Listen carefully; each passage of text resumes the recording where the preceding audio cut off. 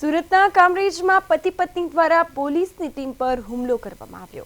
જી હા, ઘરેલુ હિંસાની ફરિયાદ બાદ મદદ માટે પહોંચેલી પોલીસ પર આ દંપતીએ પથ્થરમારો કર્યો, જેમાં 2 પોલીસ કર્મીઓને ઈજા પહોંચી છે, તેઓ ઘાયલ થયા છે। પોલીસે બંને પતિ પત્ની સામે કાયદેસરની કાર્યવાહી હાથ ધરી છે।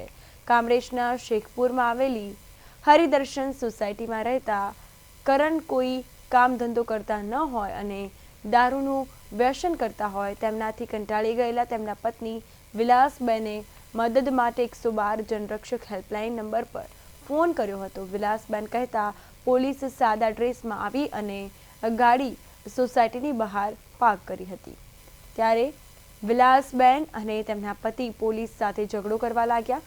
પોલીસે તેમના પતિની ધરપકડ કરતા વિલાસબેને પોલીસને અટકાવવાનો પ્રયાસ કર્યો।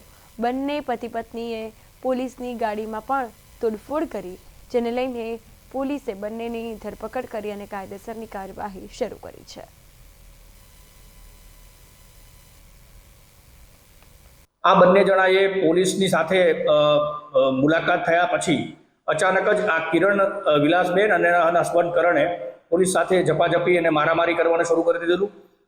એવી હકીકત જણાવી કે તમે પોલીસ વેન અમે તમને દૂર ઊભી રાખવાની કીધી હતી, તેમ છતાં પણ તમે અમારા ઘર સુધી પોલીસ વેન કેમ લાવ્યા છો?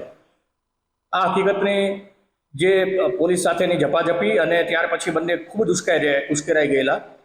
વિલાસબેનના જે પતિ કરણ છે એણે પોતાના હેલ્મેટ દ્વારા પોલીસની જે વેન છે 112ની એના કાચ ફોડી નાખેલો અને પોલીસે આના પતિ કરણને પકડીને પીસીઆર વેનમાં બેસાડ્યો તો એની પત્નીએ પણ પથ્થર લીધા અને પતિ અને પત્ની બંને પથ્થર પડે બંને ગાડીના બંને સાઈડના કાચ ફોડી નાખેલા હતા।